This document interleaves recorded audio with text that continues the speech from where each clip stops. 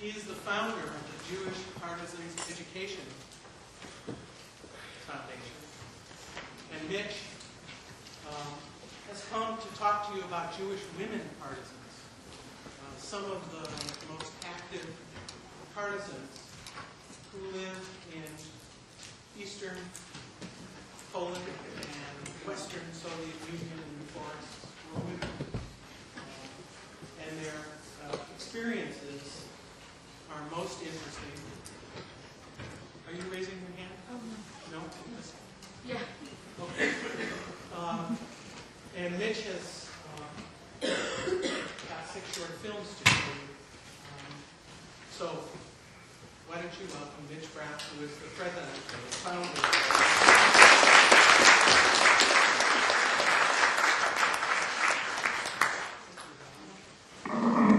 Great. Thank you for having me here. Sorry for running a little late from San Francisco. I got lost in the backwoods here. Anyway, I wanted today we're going to talk about Jewish resistance, specifically Jewish partisans, and looking at exactly women partisans.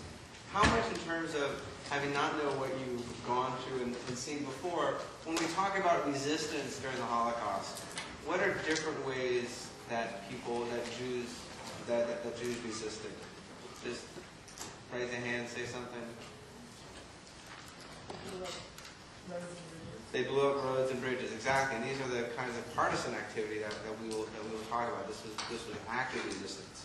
Any other types? Yes? Printing tracts and leafleting and throwing leaflets out. Exactly. People made leaflets, newsletters. They made little pieces for people to hopefully sometimes rise up and fight. And one of the more famous was, in terms of a partisan, we shall not be like sheep, go like sheep to the slaughter. Any other types of resistance? Sorry. There? Anybody else? Yes? The White Rose, the Order of the White Rose. Right, the White Rose resistance in Germany.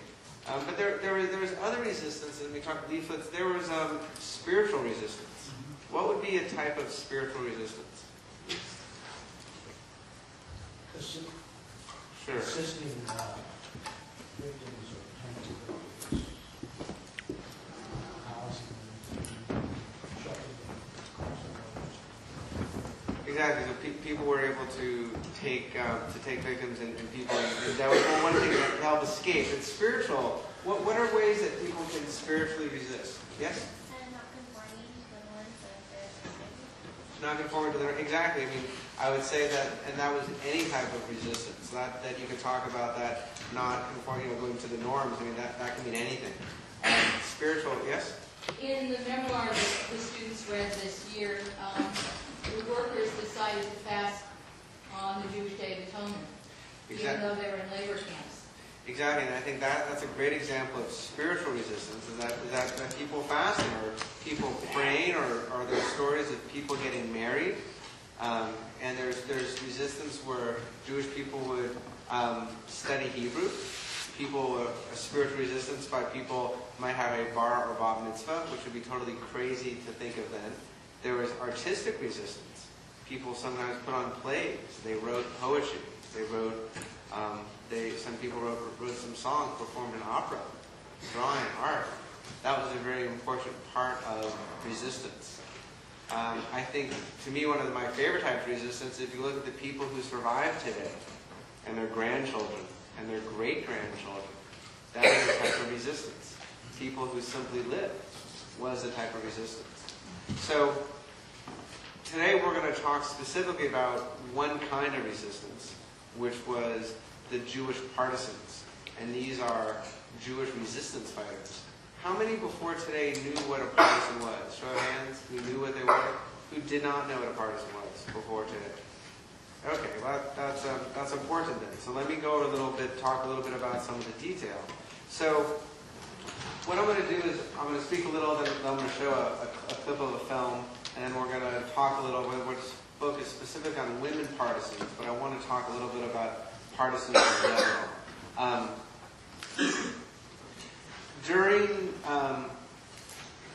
the idea of resistance in general was very, very difficult. And so for anybody to do any type of resistance, it took a lot of, it took a lot of things. It took a lot of someone being very brave, even if someone was going to study or speak Hebrew or light candles or to fast, that was someone who had to be very brave. And it was very hard for people to resist. One of the reasons was that anybody who wanted to resist had to resist against the Germans and their collaborators. And that was something that was very, very difficult to do. You had to have people who, Jews for the most part, were ultimately then put in ghettos. They were stripped of all their rights. They were starved to death. They weren't allowed to have anything. And it's a very, very difficult way to resist in those conditions. Also, there was something called collective responsibility, meaning that if we were to pretend that we all would live in a ghetto, and the conditions of people living in ghettos, you really could practically have a room this size and this many people, about 100 people, living in a room this size. And the conditions were terrible. And the idea being, if 2 of us left, we would all be killed as punishment. It's called collective responsibility. So why would you let me leave if I wanted to escape? And then why would I leave? It's pretty selfish, right? And so the idea of getting people to police each other. At the same time, I said people were starved. It was very, very difficult for people to fight back. But I think most importantly, why there wasn't more resistance, and people could comment if this, or they like to say this, is that people had no idea, the majority of people, not until the end, that they were going to be murdered. The idea is that people were going to be set in to work camps. And at the very worst, people would have to work a hard time. Do people know, do you see what they said in Auschwitz above the gate when people came in? What did it say? Right, what is that in English? Yeah, work will set you free. So what a scam, right? People are walking in here. They're literally about to walk to their deaths. And there's a sign that says, work will set you free. And the whole idea, this fake that people were saying, all you're doing in this place called Auschwitz, it's just a work camp. You're just going to work, it's going to be slave labor. So why would you resist? Why would you risk your life, life of your family, life of your friends, if the worst thing that they are going to do to you is to make you work? It doesn't make any sense. It really wasn't until the ghettos started to become liquidated in terms of Jewish partisans and looking at Eastern Europe around 1942, 43, then you would have Jews escaping into the forest, and ultimately these people would form resistance groups. But it's important to realize is that people didn't know they were going to be murdered, and that was the plan from the beginning. And if they did, more people would probably have resisted. Because why risk everything if all you're going to do is have to work? And they made it very clear. It was almost like a movie set. They made it very clear. They were trying to really pull the wool over everyone's eyes. Something also important historically about when we talk about partisans, it's realize we say there was approximately 20 to 30,000 Jewish partisans. And however, there were hundreds and hundreds of thousands of non-Jewish partisans. And how did that happen? Well, in 1939, there was a non-aggression pact between 2 countries. This is a softball. What did the 2 countries sign a non-aggression pact in 1939? Russia and Germany, exactly. And they kind of split what country almost in half in between them? Poland. And in 41, the Germans from the beginning knew they weren't going to keep this pact. They just wanted to keep the Russians away when they went into France and to Britain. Is that in 41, when they broke it, hundreds of thousands of Russian soldiers were killed, were captured. Hundreds of thousands of people were captured, were put in concentration camps, and many of them were murdered. And hundreds of thousands, it's a huge army here, escaped to what happened to be very thick forests and very thick swamps in that part of the world. And they hid. They weren't going to fight. They dropped their weapons and they just ran away. Men, and there was also some women as well. And then when the ghettos started to become liquidated about a year later, or actually even in the ghettos, people heard that there were these partisans, these Russian partisans. Now, partisan is really, if you will, it's an old school word for a resistance resistance fighter behind enemy lines, an armed resistance fighter. You'd almost call it a guerrilla fighter today. And that is what a partisan is. And so you had these Jews who would sometimes join these Russian groups. And again, this is specifically in the areas of Poland and Lithuania, and where the largest concentration, specifically Poland, of Jewish population were. And there were also Jewish partisans in Italy and France and Belgium and in Greece. But when we talk about partisans, the majority of people were in that part of Europe, and that's really, when we generalize, that's really what I'm talking about. And the Jews then would join these groups, and at times, and sometimes they would form their own all-Jewish groups. Why do you think some people, partisans, would form all-Jewish groups instead of just joining the other groups? Any thoughts? Yes? I'm assuming that if the Jewish people or Protestants were, say, Russians, they would become a liability. Even more so because it was Jewish. Well, not just a liability. There was tremendous anti-Semitism. And a lot of Jewish partisans were murdered by their fellow partisans. Which is crazy. But the idea is like the enemy of my enemy is my friend. You've all heard that expression? But not if you're a Jewish partisan fighting, that they would be the friendly fire who would be killed. So they'd have missions, and Russian partisan groups would have missions, and the only guys who get killed would be the Jewish guys. And that's a whole other topic. And women then would ultimately be part of this, and women had a much, much more difficult time joining the partisan groups. And it's hard to say that women's role in Europe at this time is very different than women's role today in 2008. In the 1930s and 1940s, a young woman was basically going to be at home with her parents. She wasn't going to, she was going to take care. She was a caregiver. And the idea that a woman would leave her family and go alone and join these group of mostly men by herself is crazy. That just wouldn't be allowed to happen. A woman would be terrified to do that.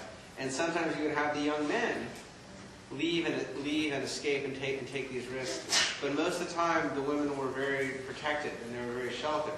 And when you had women partisans, it was a group of people who got there in different ways, who many times would go with their families or would escape also at the last minute. I'm going to show a film clip and what's our friendly AV person's name? Hope. Hope? Yes. Don't hate me, but let's flip in the other DVD because we'll just go. So we're going to watch another short film, but we're not. Let me tell you while we're queuing this up a little bit about the organization that I started about 7 years ago. I didn't know what a Jewish partisan was about 7 years ago. My background is in film, and someone came to me and said, I have a great idea. You should meet this guy, an interesting film story. He lives in the East Bay. He's a Jewish partisan. I said, what's a Jewish partisan? I said, oh, you got to meet this guy. So when I met him, he was 15 years old. He was living in Lithuania in a ghetto. And he heard of these Russian partisans, these guys fighting outside. And he said he wanted to join them. So he literally escaped. You can just pause it right here, Hope. Thanks. He ran, he walked 60, 80 kilometers to find these guys. I mean, it's a huge, 60, 80 kilometers is like here to almost San Francisco, right? 80 kilometers? Yeah, it's 80 kilometers, so it's a long walk. And he went there, and he finally found this group of Russian partisans, and he basically said, hey, I'd like to join. And they said, do you have a gun? 15 years old, during wartime, Jewish kid, doesn't have a gun. Guarantee it. It would be very, very difficult for him to have. I don't know, even if people, here in this day, how many 15-year-olds have guns, but if you're a Jew in the ghetto and you're not allowed to have it, it's a different story. And they said, do you have any money to buy a gun? And he said, no, I don't have anything. I just walked 80 kilometers, I'm 15 years old, I want to fight these guys, let me in. And they said, if you can get a gun, you can join the group. Which is a fool's errand, because without a gun or money, you're not going to get a gun. And you're going to get killed.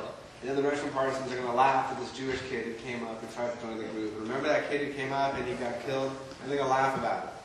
Well, he got a gun. And he was allowed to go back to the group. And at 16, he was blowing up German trains on the way to the Eastern Front. And when I heard that story, I said, that's the coolest thing I've ever heard. You have these 16-year-olds blowing things up in the forest with other teenagers. And I asked my friends, I said, I'm Jewish, I asked my Jewish friends, I'm like, did you hear about this? Did we ever learn about this? And not a single person knew about it. And just like many of you here who raised their hands who didn't know about the partisans. And I was did research, how 20 or 30,000 Jews were partisans, and it was an amazing story. And so what I did is I decided to change that so people would have the opportunity to learn about it. And so I started doing, so the goal is to make a series of 50 original interviews. We did 42 with surviving partisans from all over the world. We've been, done interviews in, Canada, of course, many states, the United States, and Italy and Israel. And we have, from that we make short film, which you're about to see one here. We have a wonderful interactive website, jewishpartisans.org. Great stickers with this great image of Etta here. This is Etta Rubel. She's actually going to be in the film. We kind of had this it's the image on the T-shirt here. It's a very, very powerful image here. And we have printed curriculum and posters, and all of a sudden this organization has a full-time staff of 5, $500,000 operating budget, people working in New York for us, and we're teaching about the partisans in schools all over the country. And so this is one of our films. We finished it last year. We're very lucky that Ed Asner, the actor, Larry King, actress Tova Felch, who narrated this piece for us. And so this is one of our pieces. So I'm going to show this film. It runs about 15 minutes, 16 minutes, and then we can do some Q&A and talk specifically about women in the partisans. We had a little longer time. I showed the other film, but I think I tried to set it up and just talk a little bit about it in general. Does anybody have any questions before we cue the film? Do any of the women who might still be alive live in the Bay Area? That's a great question. You are going to see 2 women. I mean, they're all. It's all my they're all my grandparents. Here. So, Mira and Sonia lives in Marin, and Mira lives in San Francisco. They're local here, and what we're going to do afterwards is we're going to look at our website, and the website has excerpts from all the interviews that we did with these people. And if there's specific questions or more you want to learn about, just jot down someone you're more curious about to learn. And we'll dive into the website and we'll learn a little bit more about these specific women, and also if any questions in general. So, roll the film.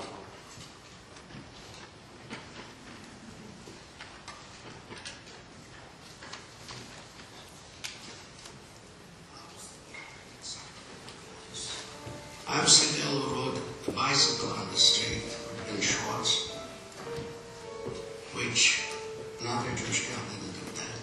See, I was born to fight that. I'm free. I was always free. When I was a child, my father used to say that I am dangerous.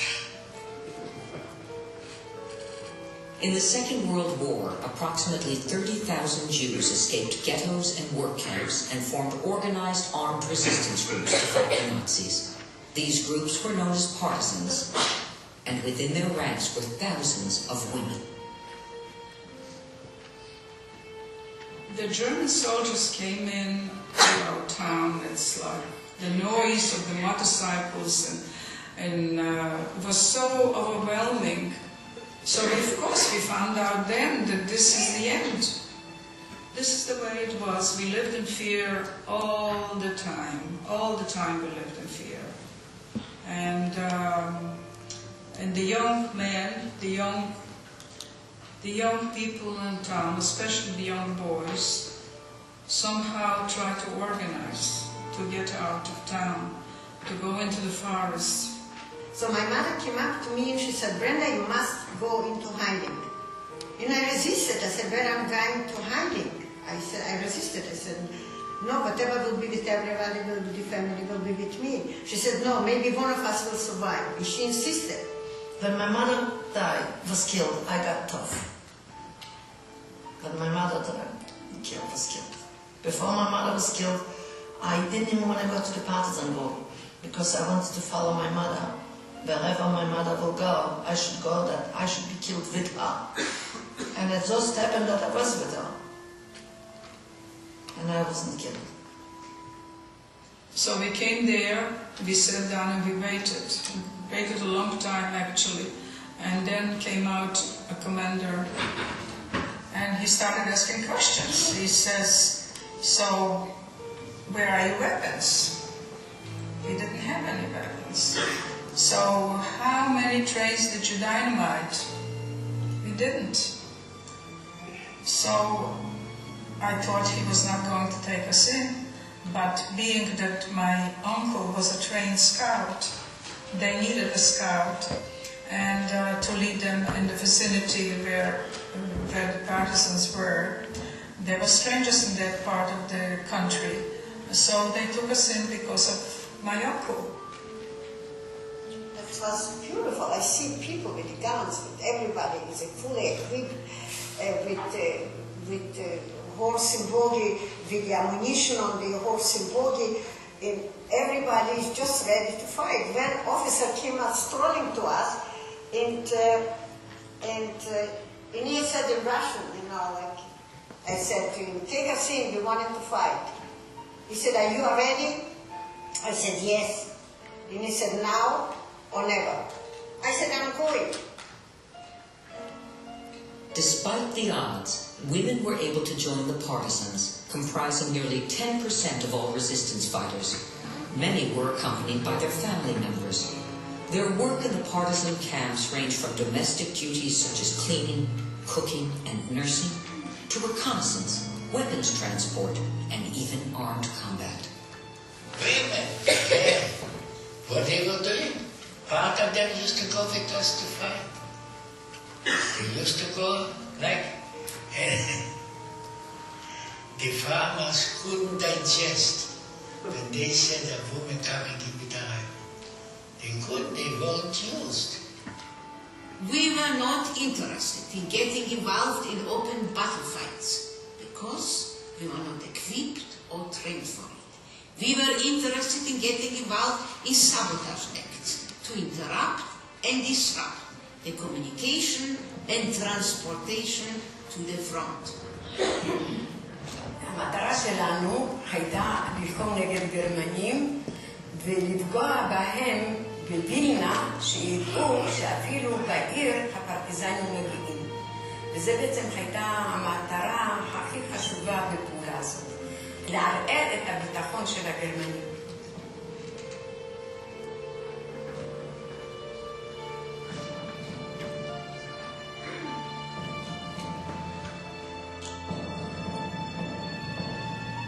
The Partisans' main objective was to fight a guerrilla war against the Nazis and their collaborators.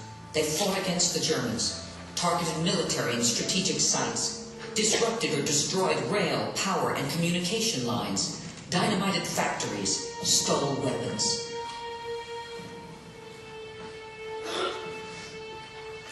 There were two different types of armed resistance movements in which Jewish women were involved. The first was the almost all-male, primarily non-Jewish unit, of which there were thousands throughout the whole of Europe. They comprised hundreds of thousands of fighters.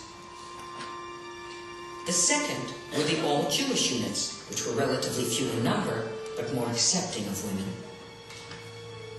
I was called in actually to the commander's wife. And she talked to me. I was a youngster, sheltered, did not go out, didn't have any boyfriends or anything of the sort, and she started talking to me. And she said to me, "You're a young girl. There are very few women in the Partisans, and I would advise you to select an officer. Life will go better for you." When the men went for missions and they got clothes, girls sold themselves in order to get a dress or get a pair of shoes or get the... I was lucky because I had my parents, my father and my brother, and they used to bring me clothes and food. So I didn't have to sell myself. But plenty of the girls did it because they had to do it in order to survive.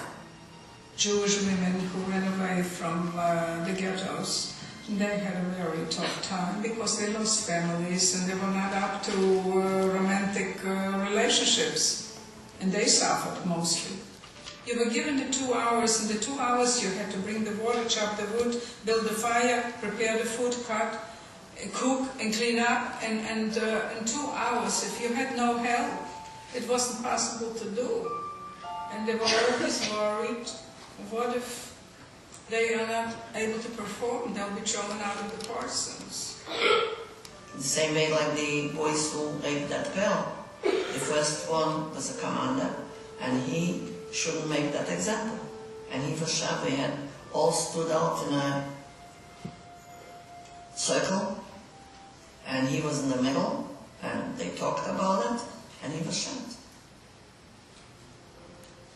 Groups like Frank Bleichman's Jewish unit had their own rules for the protection and respect of their female partisans. In our groups, I felt we treated women very well, very nicely. When I first met my wife as a partisan in the Partisans, she was with me maybe 2 months. She survived together. I treated her like my own sister. And she behaved like a lady. It was just mutual, and I would never touch her because, you know, she was young. And I know the reason why she wanted to be with us, because she had no choice. הפרטיזנים הסובייטים לא העריכו את הנשים כמסוגלות ללחום כגברים. בדרך עקיפה אולי הם צדקו. כי בתנאים של פרטיזנים לאישה באמת היה יותר קשה ללחום. אבל היו גם אפשרויות ללחום. למשל, כשיצאנו לפוצץ רכבות, צריך היה לסחוב קילוגרמים כבדים של TNT. אז לאישה באמת היה קשה ללכת 50 קילומטר עם ה-TNT. אז זה כאילו נפל על הבחורים שהם היו צריכים לסחוב יותר. אז הם אמרו, בשביל מה אנחנו צריכים אותם? אז בחורים לא רצו, לא רק שהסובייטים לא רצו. הבחורים לא רצו ללכת עם נשים. אבא כמעט הכריח אותם, שלכל פעולה תצא בחורה אחת.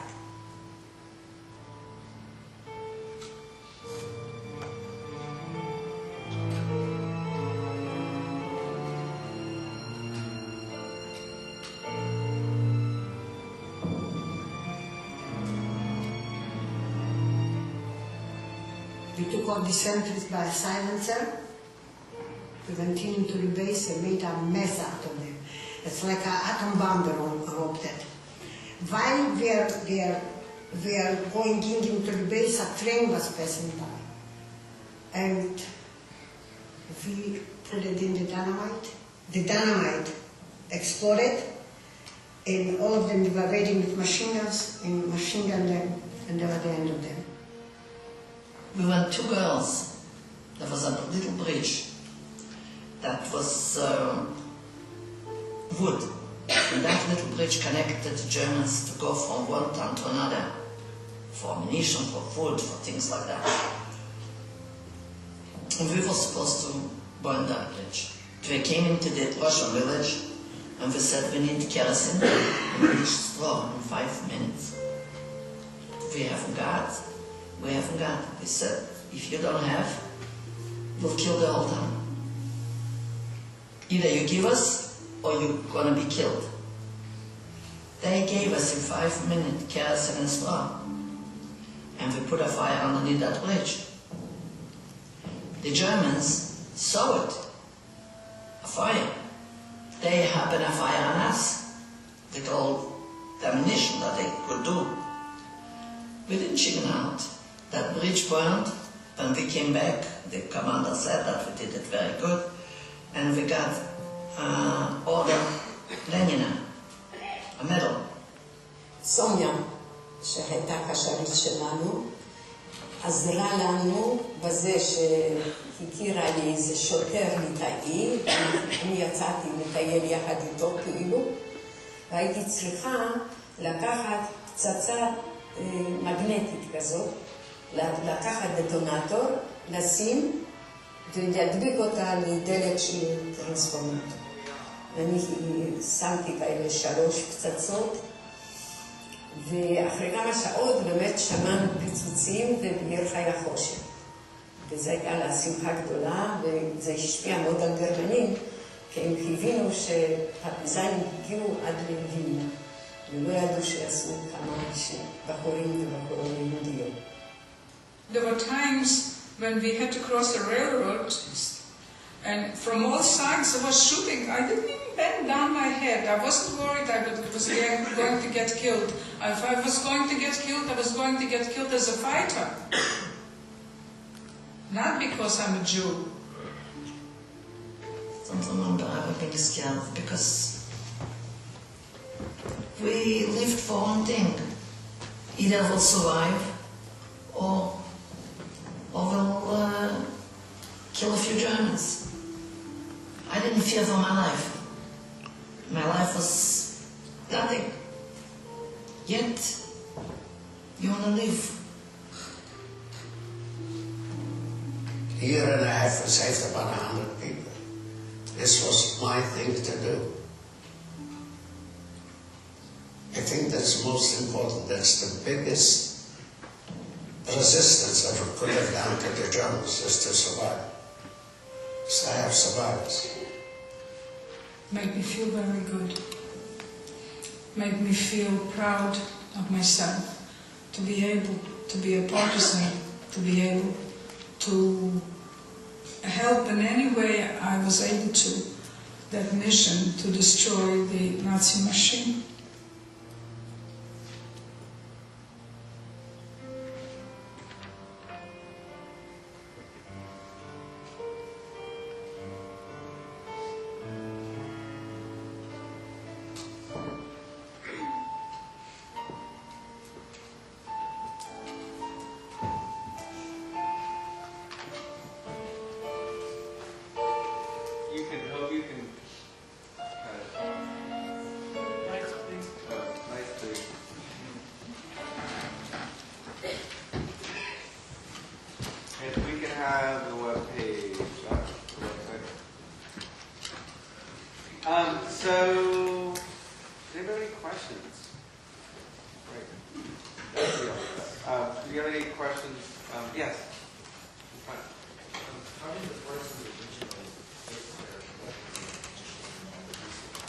The question was, how did the Partisans get their weapons and the resources? That's a good question. They got it in many different ways. And again, it depends on the geography of where people were, because everybody had, if you were in Italy, for instance, you got them. So, for instance, in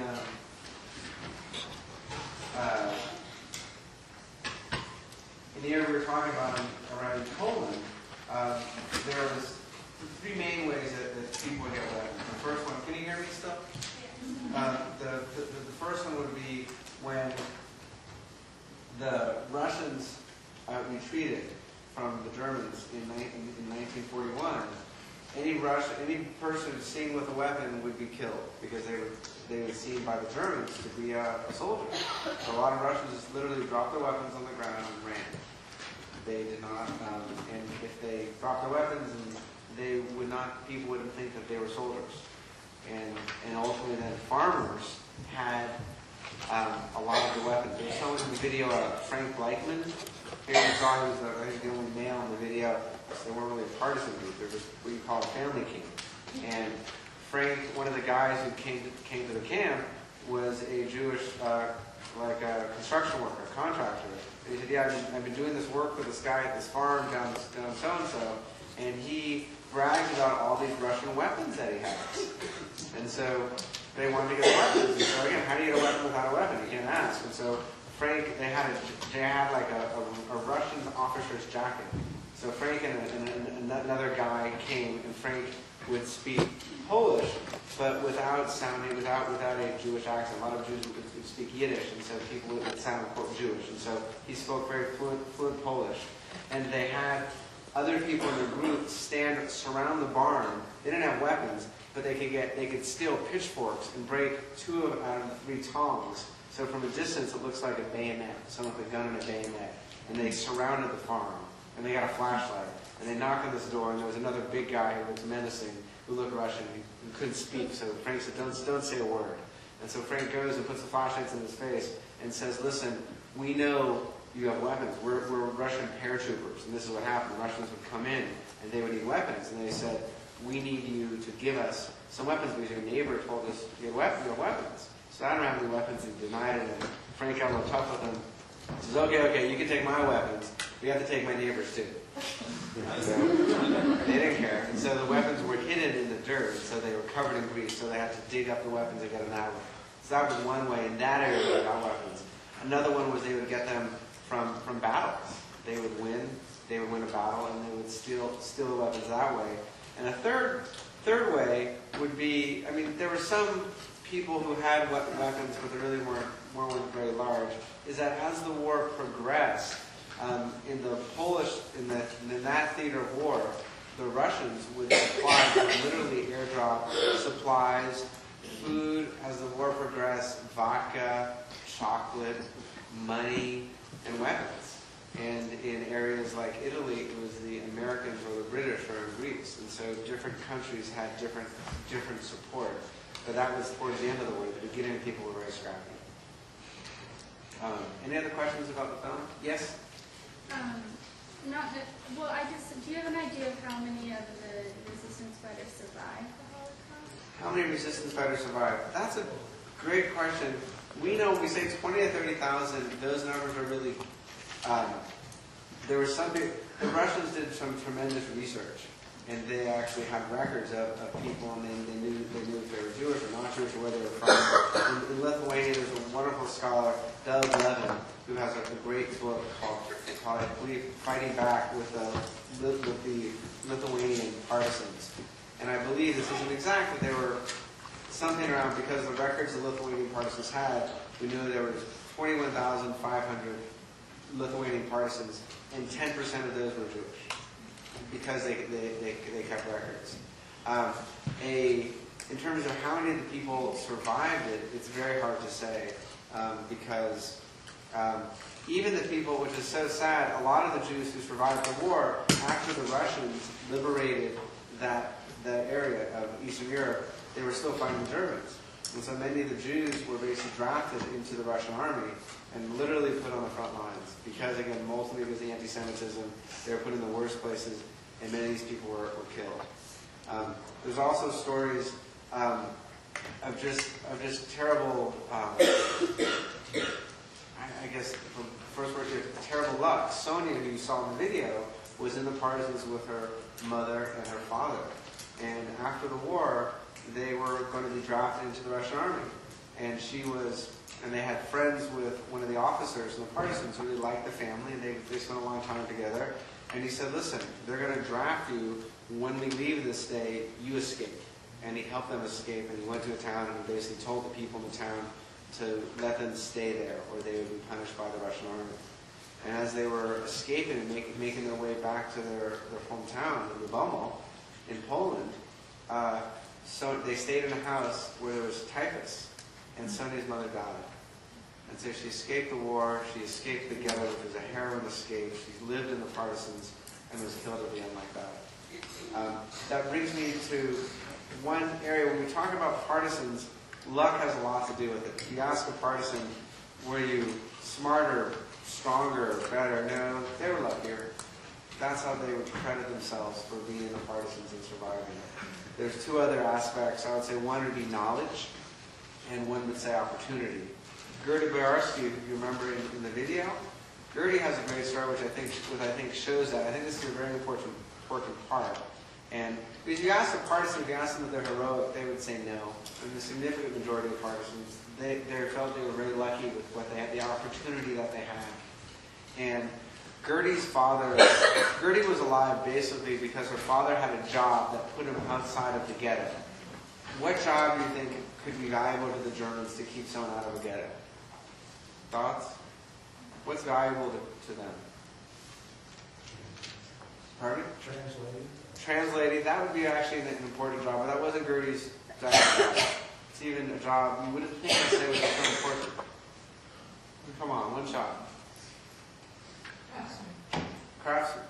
Actually, that's close. So one more, just one hand. An engineer. He was a painter. And they needed a painter, and so because he was a painter, they lived outside the ghetto because the time it takes to went out of the ghetto would be hard, and they needed him quickly. And so because of that, he lived outside the ghetto, and by dumb luck, they were behind the police station. And her dad one day after work was outside on his deck, and he hears the people in the police station talking about they're going to murder all the Jews that evening. So they left. And so the idea of knowledge and opportunity and luck. So because they escaped, they were lucky. He had knowledge of what would happen, and he gave them an opportunity because they were outside of the ghetto to escape. And also, but that wasn't a guarantee for Gertie and her family. Gertie and her family, when they ultimately got to the ghetto, when they escaped, well, actually, we can look at a clip. Does anybody have other questions before I go into the website? Yes? When the Jews escaped the ghettos, how did they come in contact with the Partisans group? Maybe luck plays a role in that, but how did they get in contact if they wanted to join? Well, that's a good question. So that they all went in different ways. There's not one way. There's not one path to the Partisans, if you will. And so let's look at Gertie's story to really kind of exemplify that. And so I'm going to go try to see how we do this. Where is the mouse? It's all the way to the right. There we go. Let me do this. Okay, sorry. Okay, so we can go we'll go here. So actually, we have a section on our website which is Women in Partisans.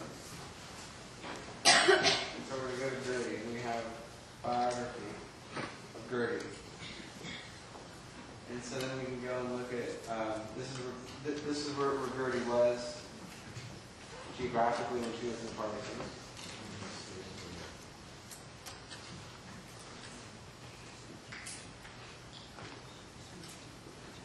So what happened is that Gertie and her mom and dad, and she had a brother and a sister, I believe, escaped. And they just were hiding in the forest. And they found this guy, and Bulak was a Russian partisan leader. And they said, we want to join the Partisans. And they said, well, you Jews don't want to fight. You really aren't going to be good fighters.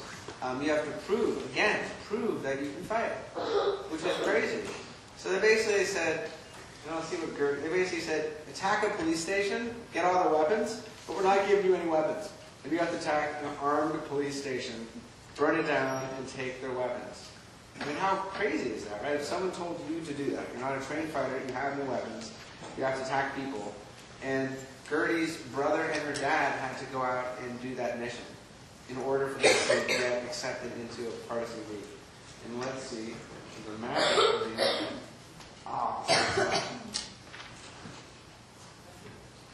Hold on, let's see if we can do this.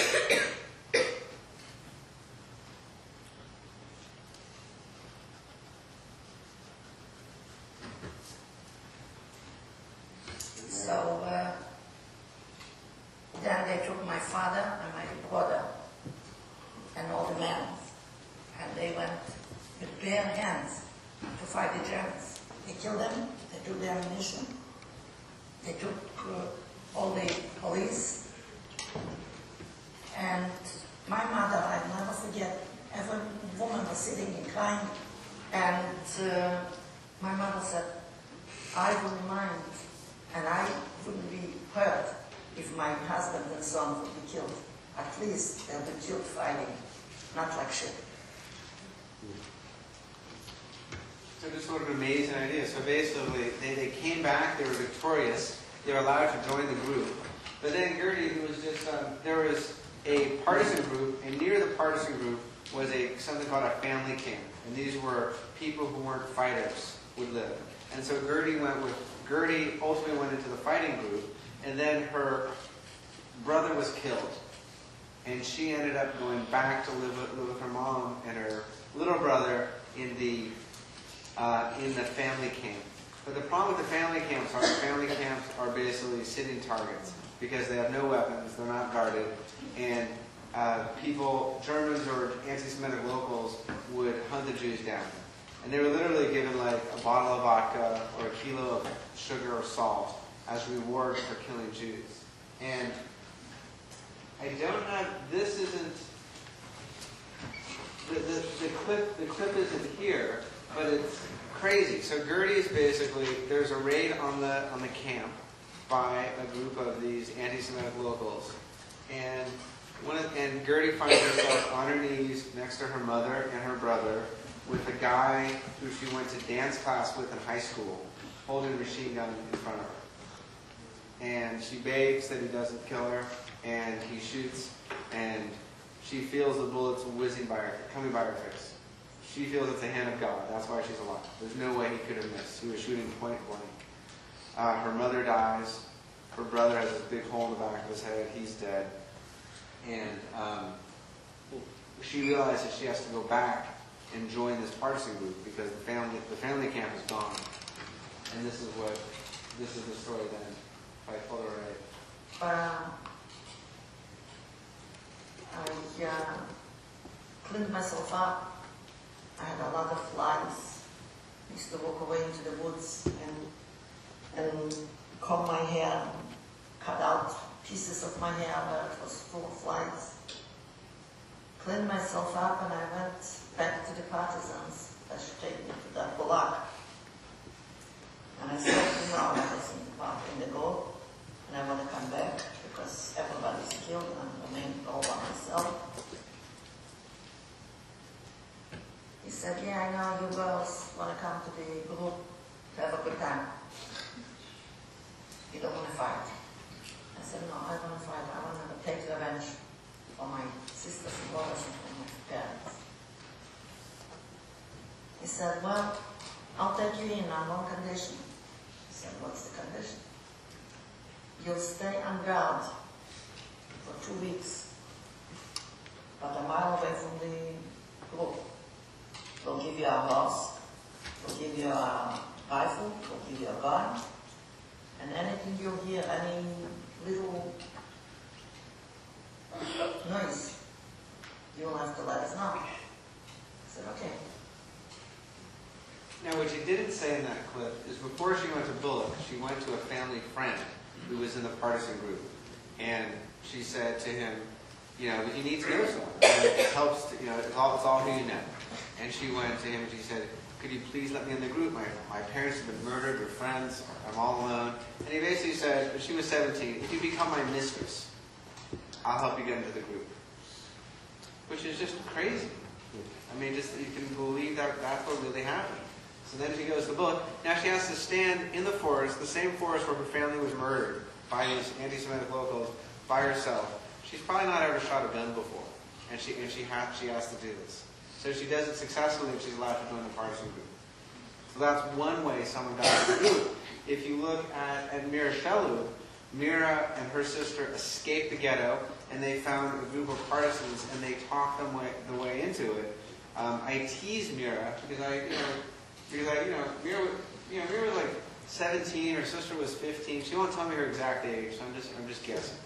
And she basically said that she was, and she ended up marrying one of the guys in the Partisans. So I say, so these two cute girls come to the Partisans, and they say, hey, can we join? And it's a very different attitude than Gertie's group. And they say, absolutely, come on in. And she ends up convincing the Partisans to go back to the ghetto and getting her family liberated. So because she was in, so women in some ways had, it was both ways. At the end of the day, it was much more difficult for women to be in Partisans. They had to deal with rape, they had to deal with abuse in ways that men never had to think about.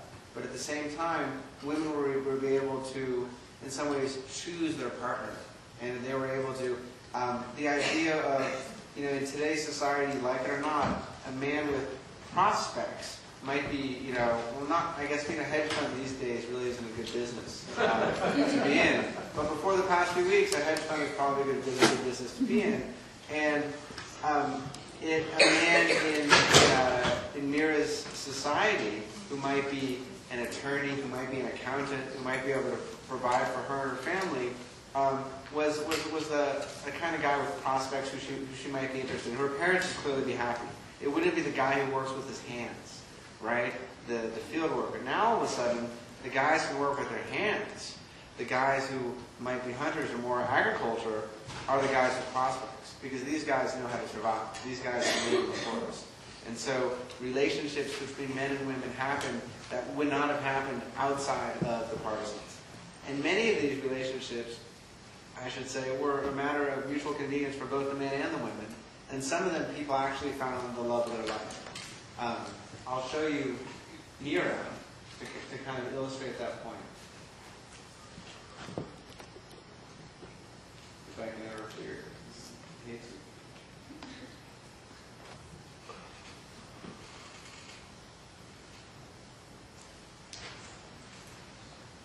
We have a lot in common, and we talked, and I liked them a lot, and we decided they would be together in the forest. First of all, for a woman, it was very hard to live without a husband who would support her, who would help her. And so, a lot of times, women would get together with men, and they had nothing in common. So they would be together during the war, but after the war, they separated. I was lucky enough that I loved my husband, and he loved me. And it was like a love affair in the forest. Can you ask for a better place? So, we were lucky that we got together, and we promised each other that we'll be together forever. Very different story than Gertie, right, in terms of getting into the Partisans. So it really was a lot to do with luck. And Sonia, if you remember, was with her parents, and the commander's wife said, find a man so you could be protected. And Sonia at the time was probably 15, and she was very sheltered. She has not gone on any dates. She lived in a very sheltered life with her parents. And the idea that this woman said, basically, you have to find a man, she literally had no idea what the woman meant. She didn't understand. And if she wasn't with her parents, she wouldn't have been as lucky, because the men didn't bother her with that. That said, is something about Sonia that I really like, is that Sonia, that's not to say that men weren't interested in Sonia. And it's not to say that Sonia wasn't interested in other men. What I love about this, so on the web you can also look at the images here, is that Sonia met a man who was a Russian soldier, who was Jewish, who she really liked a lot. And after the war, so here we have just different photographs of Sonia and her family members.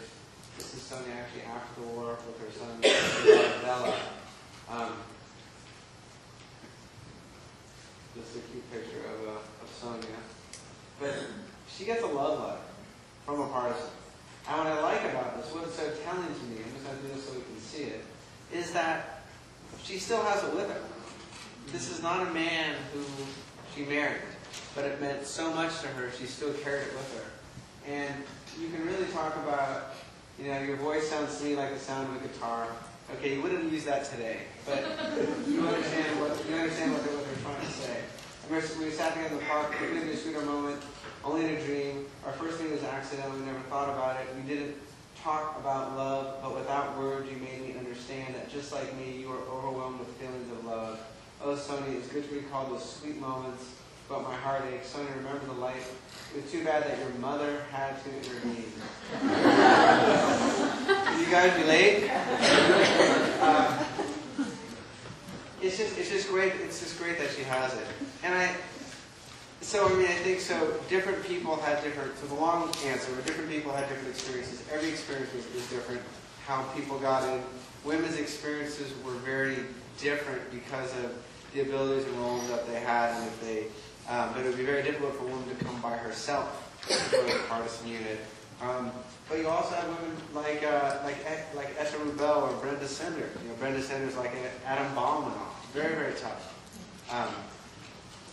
Went against the, I think, stereotypes that people had against women. And something, the idea that if the line is, it was too bad that your mother had to intervene. What I love about the Partisans is that ultimately it is a story of young people in their teens and in their 20s who stood up to tyranny and oppression and injustice and anti-Semitism and made a difference, period. And I think that it's a very inspiring story because these are people who are dealing with first dates. These are people who are dealing with heartache. They have a lot of other issues, of course. I mean, these are people whose families were murdered, experiences that, God willing, no one in this room will ever have. But the idea that it's young people who stood up and made a difference is really an important message. because these were all people, I guess many of the people in the Asian people in this room who went through this. And these are people who did not have special training, they did not have special skills, but they are people, if you will, rose to the occasion and did extraordinary things. And unlike many stories of the Holocaust, which is a story of a group of millions of people being murdered and millions of people being manipulated not to fight back, that this is ultimately a story of that you really don't hear very often. And I think it's obviously it's an important story. But I just want you to think about these people as teenagers and people in their 20s and the experiences that they had. Yes? Did these women, with their experiences in combat or men taking influence or high ranks in the Partisans? So the question was, did any of the people gain high ranks within the Partisans? The Partisans, I would say yes. It depends on the individual. You had different roles and responsibilities, and different people did different things. And so one way to show rank is Frank Blackman's group, and Frank is still in New York. This is him now, his way. And Frank Blackman's group was an all-Jewish group, and he was a platoon. There was 400 people in the group, and he was a leader of a platoon of 400 people. And Frank's group got notoriety is because ultimately, at Poland at that time, the government was exiled in England. And at one point, they wanted to meet and go to Moscow to have a meeting. And they couldn't fly, they had to go. Why do you think this group had such a significant impact? Thoughts? Yes? Were the Colombian trains more dangerous missions, so they were seen out? Well, it wasn't necessarily they were more dangerous missions, but many of the times they were. I think that the issue was that a lot of these people were not afraid to die. They were not taking on risk to be, let's say, suicidal or unsafe. But they really weren't afraid of being killed and they wanted to fight back. And they mentioned, revenge. Revenge is a really important issue which comes with this. Is that it's very different if you're a Lithuanian partisan and the Germans have invaded Lithuania and you want these people out of your country to have your freedom, this and that, versus they're killing you because of your religion. And they've also, in addition, they've actually taken your community and you want to fight against them. So it's two different kinds of fighters. Many of the Lithuanians, or just the locals from, let's say, Poland, at certain times they could visit their families because they were fighting in their own communities. They could leave and visit their families for a day or two if they were in that area. The Jews had no place to go. They had no homes. Their homes had been burned down or destroyed. So there were two different kinds of fighters. In terms of rank, it's hard to say. There were many Jews who were very high up in different partisan groups. In Tito's group in Yugoslavia, there was, I think, a lot of Jews. I think it was the number 2 person, but don't quote me on that, within his group. One of the interesting groups was Tuvia Belsky. Now, the Belsky group was a group of 1,200 Jews, all Jews. But what's interesting about the Belsky, and not necessarily deal with rank, is what they did. Most Jewish partisans, like Frank Blackman, wanted to revenge, wanted to attack, wanted to sabotage. That's what they were focused on. The Belskys wanted to save Jewish lives. So someone like Gertie, who would want to join this Russian partisan group, would have trouble, but the Belskys would take them in. They would take in the elderly, they would take in the young, they would take in the sick. Their idea was that they could save Jewish lives by having the group as big as possible. Now, 1,200 people. Imagine feeding 1,200 people. This is logistic. Imagine where you put 1,200 people to sleep when the winter is as bad as Chicago in the winter. 1942 was one of the worst winters on record. People literally dying of frostbite. Housing 1,200 people. Feeding 1,200 people. It's really amazing. And Tuvia Belsky, really was, had incredible vision, incredible strength of personality to make this happen and to save all these people. So he wasn't necessarily a rank of general or colonel. he was in charge of the group and did this. And as an aside, December 26th, there's a feature film out with Daniel Craig, James Bond, as Tugudelsky, directed by Ed Zwick, who did Blood Diamond and Glory and Last Samurai. It's called Defiance, based on loosely on a book by a wonderful academic, Nahama Tech.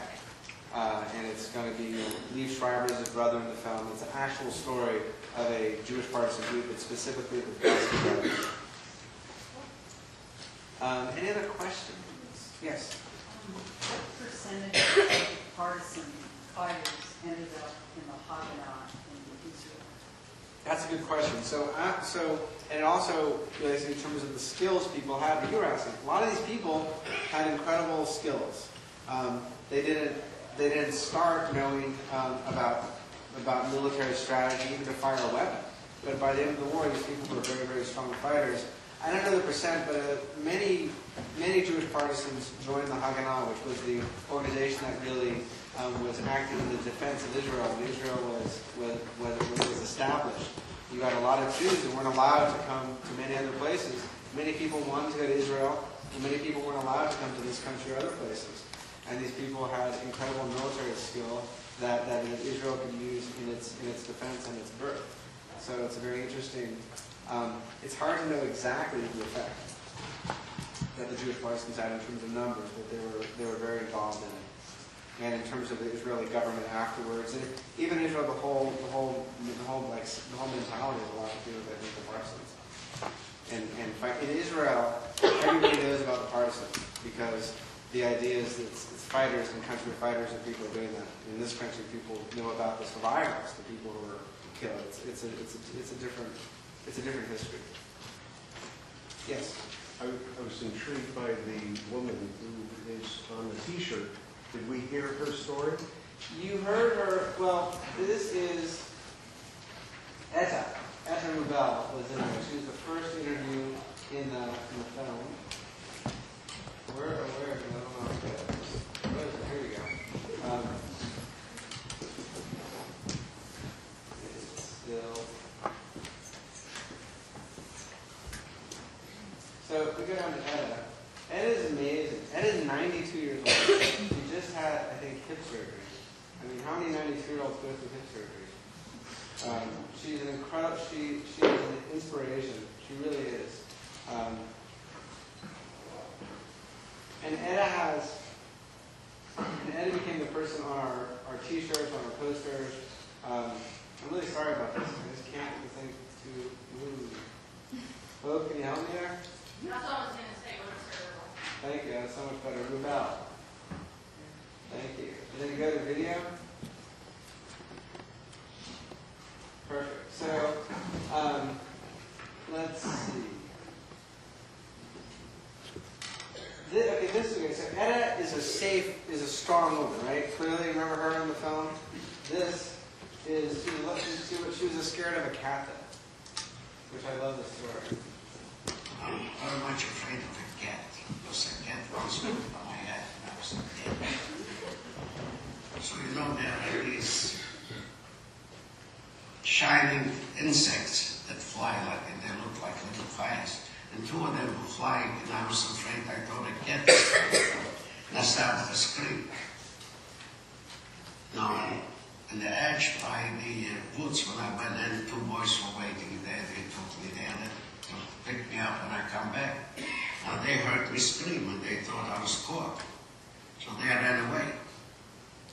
And they moved the whole place where they lived and moved someplace else in case I give them out. So for 2 or 3 days, 2 nights, I was walking to that place waiting for them. And we had a signal to meet ourselves like it should sound like the insects do like. So I used to go to the edge and wait for them and do it. Nobody answered. But on the 3rd night, they saw nothing happen. They came back and they took me home. Because of these 2 insects, I was schlepping around.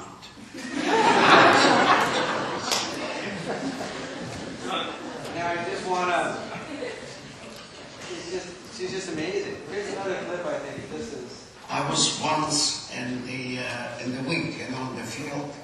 It started to rain. It rained for 2 days. I couldn't go out because I would make a path. I had to wait till it would dry. I learned how to walk out and walk around that nothing should move and make the path. So I had to wait. So I was for like 3 days there in that water until the sun came and dried me out. When I walked out, my kidneys were shot. I never knew, in the winter I used to be frozen. I never knew when the water came out and now my legs don't frozen again. And my hips were hurting now, so it must hurt. Just to remember. It's, do you want to get one more clip from Etta? This is just how touchy it is. Just the experience. If somebody got sick, nothing happened. They had to get well. Like when I had a bullet in my leg. I had a knife that the doctor gave me. They told me I should put, 100% spiritus over it and just look for it and take it out.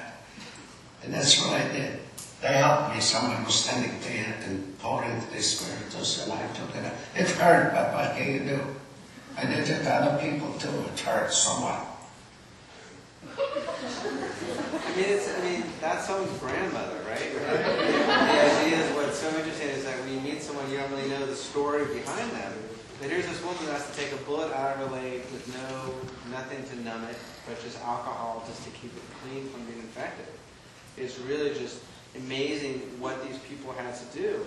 And also the stereotypes. But I think if you look at Etta, and you look at in terms of women in the Partisans and women in general, she really breaks the stereotypes I think you have of many people, of many women. She was very, very different. And that her role, that she had her beautiful hair, she would actually go into towns and that people would not think she was Jewish. She had a big cross, she had these 2 long braids, and she would walk into town, she would get intelligence information.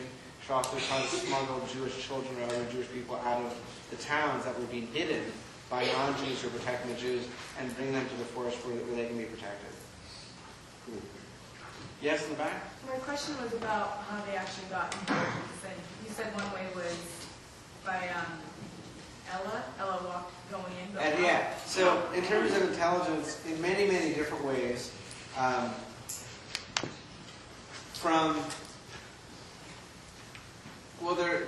there's two specific stories we can talk about. One is with Joe Kubrick. I'm not going to try this. Find Joe Kubrick for me if you could. With a K. Joe Kubrick was great. Look at his picture there, right? Joe looked like this little teeny kid that you wouldn't really worry that he would be a problem. And what Joe's job was is that his job was to go into a town and find out. The Germans were also the Partisans. The Germans were moving east. They ultimately got as far as Stalingrad. And the Partisans in this part of Europe, Eastern Europe, were significantly west of that. And unlike most armies, they assume that as they cross by, they control that area. And the front is just what they have to fight on.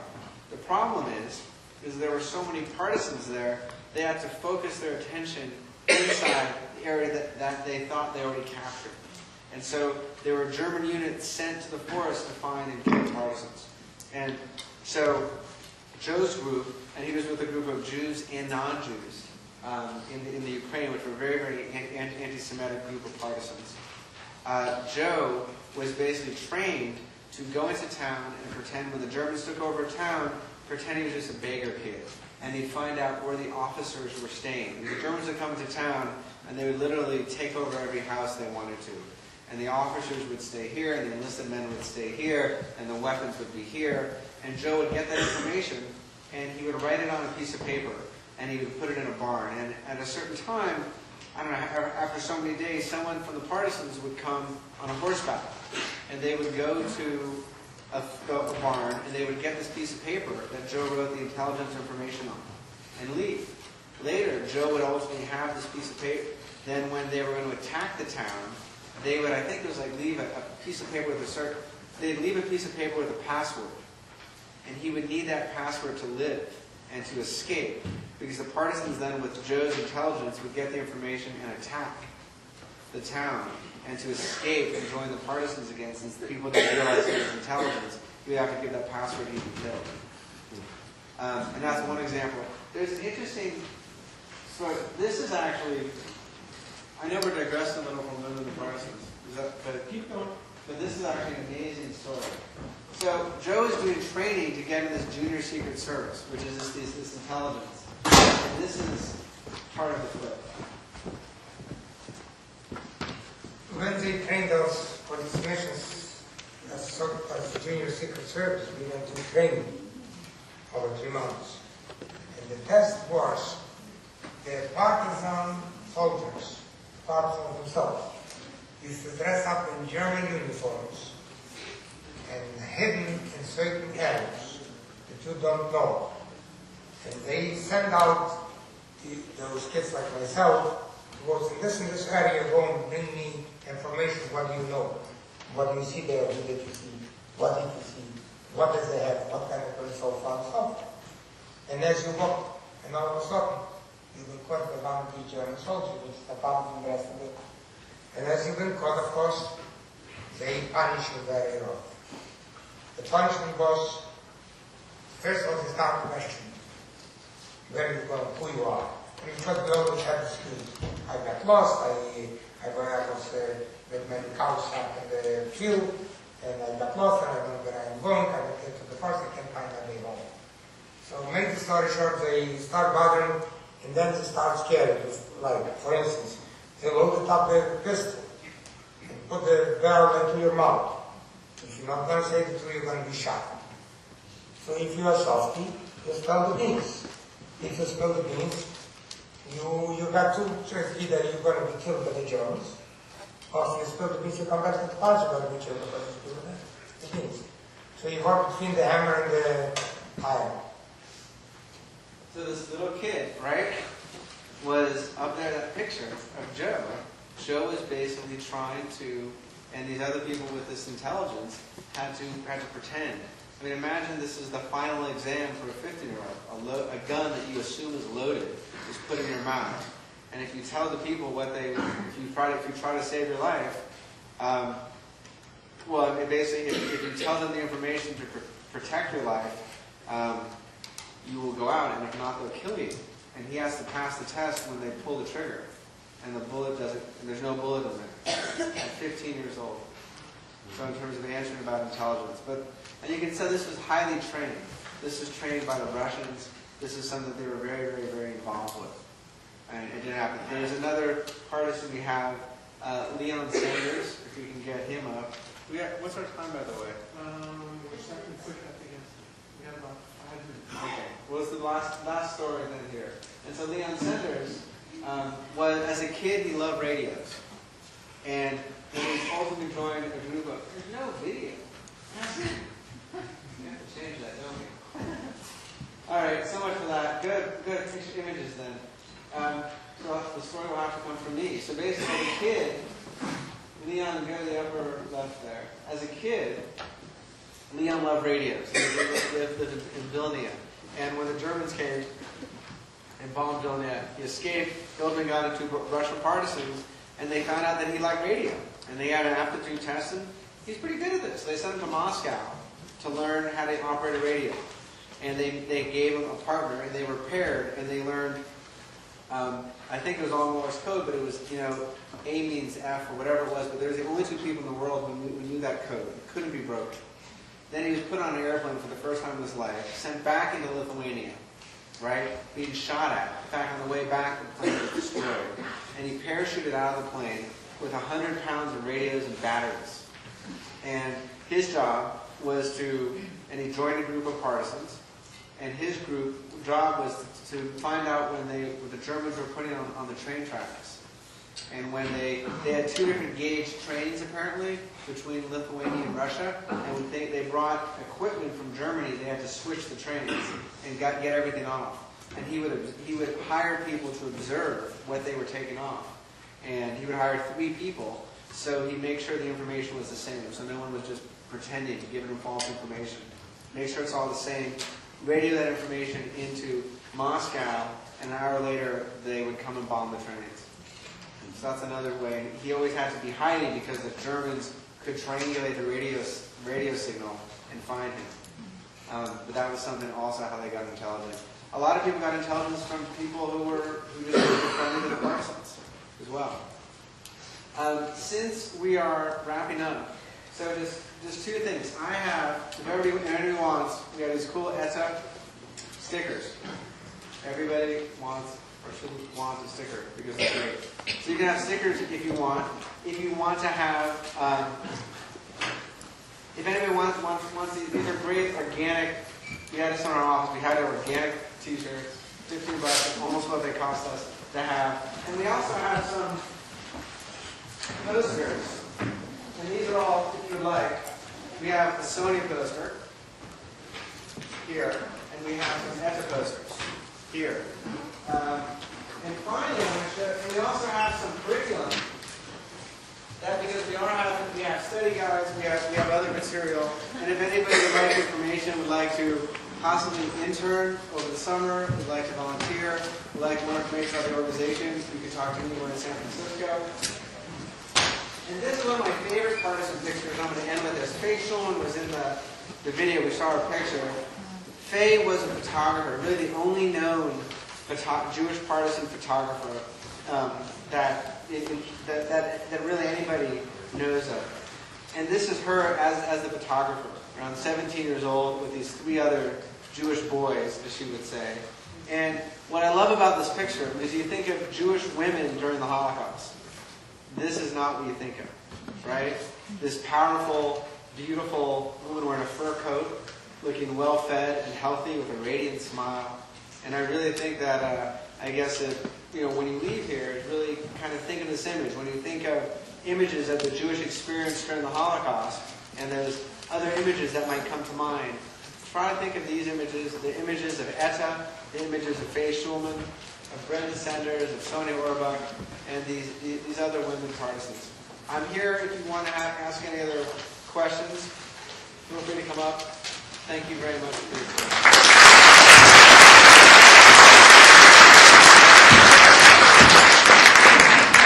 T-shirts are here, but they're $15. Made out to JPEF, Jewish Partisan Education Foundation. Yes. Okay, and make sure you come to get your